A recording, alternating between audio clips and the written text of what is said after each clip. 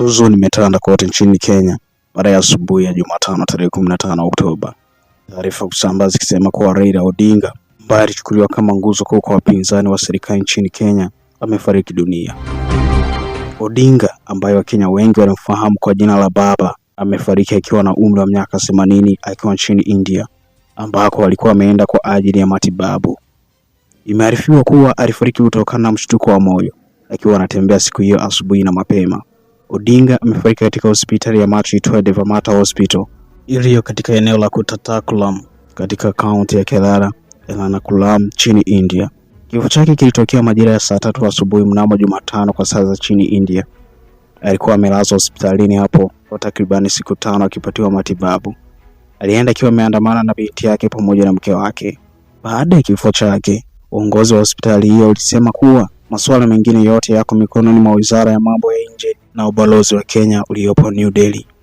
Odinga alikuwa mteja wa muda mrefu wa hospitali hiyo baada ya binti yake Rosemary Odinga kutibiwa hapo mwaka 2017 baada ya kupata tatizo la macho lililomsababisha kupoteza kuona. Wakati huo, aliwashukuru madaktari kwa juhudi zao ambazo zilimsaidia kurudisha uwezo wake wa kuona mwaka 2019. Magonjwa ya moyo ni miongoni mwa matatizo yanayotia wasiwasi duniani kote. Kwa mujibu wa shirika la afya duniani World Health Organization, vifo vinavyotokana na magonjwa ya moyo vimeongezeka kwa zaidi ya 60% katika kipindi cha miaka 30 iliyopita, kutoka zaidi ya vifo milioni 12 mwaka 1990 hadi kufikia milioni 20,500,000 mwaka 2021. Wanasiasa wa Kenya pamoja na viongozi kutoka sehemu mbalimbali za dunia, akiwemo Rais Samia Suluhu Hassan wa Tanzania na Waziri Mkuu wa India Narendra Modi, walituma salamu za rambirambi siku ya Jumatano, wakionyesha huzuni zao kufuatia kifo cha Raila Odinga. Rais Samia Suluhu Hassan alisema ameguswa sana na kifo cha Odinga, akibainisha kuwa Afrika imepoteza kiongozi shupavu na mwenye maono. Kwa upande wake, Narendra Modi alisema kuwa Odinga alikuwa kiongozi mwenye busara na anayeheshimika pamoja na kuwa rafiki mkubwa wa India. Rais wa Afrika Kusini Cyril Ramaphosa alisema kuwa Odinga alikuwa kiongozi aliyekuwa na kipaumbele katika maslahi ya nchi na bara la Afrika kwa ujumla. Wakati huo huo, Rais wa Zambia Hakainde Hichilema alisema kuwa Odinga alikuwa mtu mashuhuri aliyepigania demokrasia na ameacha urithi mkubwa utakaoendelea na hata baada ya maisha yake. Kabla ya hapo, Rais wa Kenya William Ruto alitembelea familia ya Odinga nyumbani kwake jijini Nairobi, ambapo alitoa pole kwa mjane wake Mama Ida Odinga pamoja na wanandugu wengine wa familia hiyo. Wajumbe kutoka kwa Waziri wa Mambo ya Nje wa Kenya Musalia Mudavadi pamoja na mwakilishi wa familia ya Odinga walisafiri kuelekea India kwa ajili ya kusimamia taratibu za kurejesha mwili wa Raila Odinga nchini Kenya. Wafuasi wa Odinga wameendelea kujitokeza barabarani katika mikutano ya kumbukumbu na maombolezo, hasa katika maeneo ya magharibi mwa Kenya na baadhi ya sehemu za jiji la Nairobi. Odinga alikuwa miongoni mwa wanasiasa mashuhuri zaidi nchini Kenya, akiwa ameingia katika ulingo wa siasa tangu mwaka 1980. Mapambano yake dhidi ya utawala wa chama kimoja yalisababisha kufungwa kwa mara kadhaa, ikiwemo mwaka 1982 hadi mwaka 1988 na kati ya mwaka 1990 hadi mwaka 1991 wakati wa utawala wa Rais Daniel Arap Moi. Kabla ya hapo, alifungwa kutokana na tuhuma za kuhusika katika jaribio la mapinduzi mwaka 1982, tukio lililomfanya julikana kitaifa. Katika maisha yake yote ya kisiasa, Raila Odinga alijulikana kama nembo ya upinzani dhidi ya ukandamizaji na ishara ya mageuzi ya kisiasa nchini Kenya. Kifo chake kimeacha pengo kubwa kwa kuwa Kenya na Afrika kwa ujumla zimepoteza sauti ya ujasiri na matumaini, na bado sio rahisi kupatikana mtu wa kuchukua nafasi yake kwa urahisi. Odinga alionekana kama mrithi wa kisiasa wa baba yake Jaramogi Oginga Odinga, ambaye alikuwa makamu wa kwanza wa rais wa Kenya baada ya taifa hilo kupata uhuru. Hata hivyo, mwaka 1966 Jaramogi Odinga alijiuzuru serikalini baada ya kutofautiana na aliyekuwa rais wakati huo Jomo Kenyatta. Raila Odinga alijulikana kwa uwezo wake mkubwa wa kukusanya umati wa watu na alikuwa mmoja wa wanasiasa wenye ushawishi mkubwa zaidi katika historia ya Kenya. Aligombea urais mara 5 lakini hakuwahi kushinda hata mara moja. Kila baada ya uchaguzi wa urais alikataa matokeo akidai kuwa amepewa ushindi Uhusiano wa karibu kati ya baba na mwanaye Jaramogi na Raila Odinga ulionekana wazi kutokana na msimamo wao wa kupinga mamlaka ya serikali zilizokuwa madarakani nchini Kenya. Baba yake Jaramogi Oginga Odinga, ambaye anatoka katika kabila la Waluo, kabila la pili kwa ukubwa nchini Kenya, alitaka ushirikiano wa karibu na Umoja wa Kisovieti, yaani Urusi ya sasa, pamoja na China. Wakati huo huo, Jomo Kenyatta alitafuta ushirikiano na Marekani na mataifa mengine ya magharibi. Tofauti hizi zilizidi kuwa ngumu na hatimaye Jaramogi Odinga akafungwa kwa takriban miezi 18 hadi kuachiliwa mnamo mwaka 1971. Katika miaka ya 1990, wakati Kenya iliporuhusu mfumo wa vyama vingi vya siasa, Raila Odinga aliendelea kugombea madaraka ya juu serikalini, mara nyingi akidai kuwa amepoteza kutokana na udanganyifu wa matokeo. Odinga aliingia bungeni mwaka 1992 na mwaka huo huo alianza kampeni yake ya kwanza kugombea urais. Baadaye aligombea urais mara ya kwanza katika uchaguzi wa mwaka 1997, akarudia mwaka 2007, 2013, 2017 na mwaka 2022, lakini katika kila uchaguzi alishindwa, na mara zote akisisitiza kuwa aliibiwa ushindi wake. Wakati wa kampeni mwaka 2007, Kenya ilikumbwa na moja ya migogoro mikubwa ya kisiasa katika historia yake, baada ya Odinga kudai waziwazi kwamba Rais Mwai Kibaki wa wakati huo aliiba kura za urais mwaka 2007.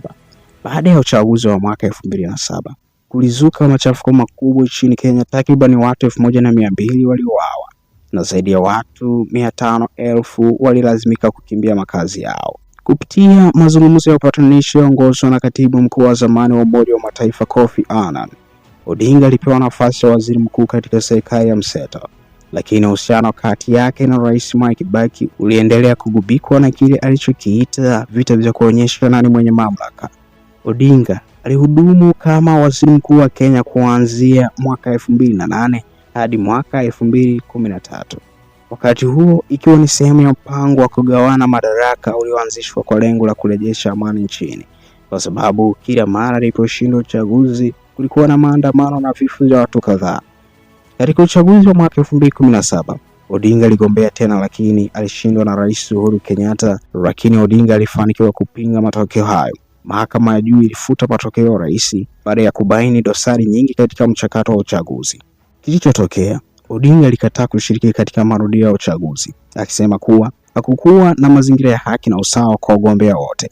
Hali hiyo ilifungua njia ya kuchaguliwa tena kwa Rais Uhuru Kenyatta, wakati ambapo Raila Odinga, anayejulikana kwa uwezo wake wa kupanga mikakati na kukusanya umati mkubwa wa watu, alijitangaza kuwa rais wa wananchi katika mkutano mkubwa uliofanyika jijini Nairobi. Wafuasi wake walijibu wito wake kwa kuhimiza kuacha kushirikiana na biashara kubwa zinazohusiana na familia ya Kenyatta, wakionyesha kutoridhishwa kwao na hali ya kisiasa nchini. Hatua hiyo ilisababisha maandamano makubwa zaidi katika kipindi cha miongo kadhaa, wakati wananchi wakionyesha malalamiko yao ya kisiasa na kiuchumi dhidi ya serikali iliyokuwa madarakani. Moja ya maandamano hayo makubwa yalihusisha ghasia na vurugu na kusababisha vifo vya watu wengi pamoja na kuathiri sana uchumi. Uhuru Kenyatta alikaribia Raila Odinga, wakakubaliana na kufanya kile kilichoitwa handshake. Jina hilo lilitokana na kushirikiana kwa nguvu za kisiasa. Hali hiyo ilisababisha maridhiano ya kisiasa mwaka 2018 kati ya Odinga na Kenyatta. Target yao ilikuwa kuanzisha kwa mradi wa pamoja unaoitwa Building Bridges Initiative BBI, uliolenga marekebisho makubwa ya katiba, ikiwa ni pamoja na kurudisha nafasi ya waziri mkuu. Kuna uvumi kwamba kama Odinga angekubali kuungwa mkono kugombea urais, angeweza kumpa Kenyatta nafasi ya waziri mkuu kama mpango wa kumaliza migongano kati ya familia hizi mbili za kisiasa. Lakini mpango huo ulivunjika baada ya mahakama kuu kuamua kuwa baadhi ya hatua za Kenyatta zilikuwa kinyume katika utekelezaji wa marekebisho. Katika uchaguzi wa mwaka 2022, Uhuru Kenyatta aliunga mkono Odinga, ingawa William Ruto ndiye aliyewashinda. Baada ya kushindwa kwake katika uchaguzi huo, Odinga alishiriki tena katika mazungumzo na Rais William Ruto katika mfumo unaoitwa serikali ya mshikamano. Katika serikali hiyo, marafiki wake wengi walipangiwa nafasi za juu katika uongozi. Odinga alifafanua kuwa uamuzi huo ulikuwa muhimu kwa mshikamano wa taifa. Baada ya maandamano makubwa yaliyofanyika mwaka uliopita, ambayo hatimaye ilipelekea waandamanaji kujipatia nafasi bungeni Kenya. Waandamanaji wengi waliokuwa wakihusiana na miongo ya kisiasa waliuawa katika mgongano na maafisa wa usalama. Serikali ya Ruto pia iliunga mkono juhudi za Odinga kugombea nafasi ya kiongozi wa tume ya Umoja wa Afrika katika uchaguzi uliofanyika mwezi Februari mwaka huu. Ingawa alipata sapoti kutoka kwa watu wengi katika kanda, hatimaye alishindwa na mgombea Mohamed Ali Yusuf kutoka Djibouti. Odinga alikuwa na wafuasi wengi waliompa sapoti katika maisha yake yote ya kisiasa, hasa alikozaliwa katika magharibi mwa Kenya.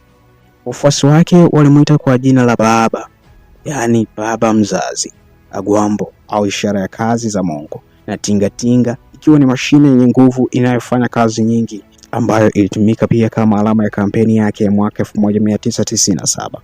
Alionekana kwa wengi kama mtaalamu wa kupanga mikakati ya kisiasa na kukusanya umati wa watu, na mara nyingi walihudhuria mikutano yake ya kisiasa. Alikuwa na uwezo mkubwa wa kujihusisha kama wananchi wa tabaka la chini. Atakumbukwa kwa mapambano yake dhidi ya ukandamizaji wa demokrasia na kuzingatia haki za binadamu. Odinga aliishi na mke wake Mama Ida, wakiwa na watoto wanne: Fidel, Rosemary, Junior na Winnie. Fidel aliyepewa jina Fidel Castro alikuwa rais wa Cuba. Odinga alisema kuwa alichagua jina hilo kutokana na vita vya kisiasa ambavyo Fidel Castro alihusiana navyo, akihusisha upinzani wake dhidi ya Marekani katika vita vya Vietnam. Ili kuendeleza urithi wa familia, Odinga alionekana kuwa anamtayarisha mwanawe kuchukua nafasi yake ya kisiasa. Hata hivyo, Fidel alifariki mwaka 2015 akiwa na umri wa miaka 41. Mnamo mwaka 2017, binti yake Rosemary alisema kuwa alikuwa na mpango wa kugombea nafasi ya ubunge akiwakilisha eneo la Kibra, mojawapo ya maeneo makubwa yenye historia ndefu ya kisiasa jijini Nairobi. Baba yake alikuwa amelihudumia eneo hilo kwa zaidi ya miaka 20 kama mbunge. Lakini mwaka 2017, Rosemary alijiondoa kwenye kinyang'anyiro hicho kwa sababu zake za kiafya, hasa matatizo aliyokuwa nayo kwenye macho baada ya kuugua mwaka 2017. Kwa kuzingatia takwimu za Kenya, Raila Odinga alikuwa mwenye mali nyingi, ikiwa ni pamoja na hisa katika kampuni ya East Africa Spectrum, kampuni inayoshughulika na gesi na uzalishaji wa kemikali za ethanol katika eneo la Kisumu Molasses. Hivyo ndivyo maisha ya historia ya Raila Odinga yalivyokuwa: kiongozi jasiri, mchambuzi wa kisiasa na mtu aliyepigania demokrasia na haki za wananchi. Urithi alioacha utabaki kuwa funzo kwa wanasiasa wa sasa na vizazi vijavyo, na kuonyesha kwamba mapambano ya kweli yanahitaji ujasiri, subra na kujitolea kwa taifa. Atakumbukwa Raila Odinga si tu kama kiongozi wa kisiasa, bali kama mchango wake kwa wananchi na historia ya Kenya. Tukimalizia, kumbuka, kila kiongozi mkubwa anayeacha historia anazidi kuishi kupitia matendo na mafanikio yake. Emmanuel Mkufunzi.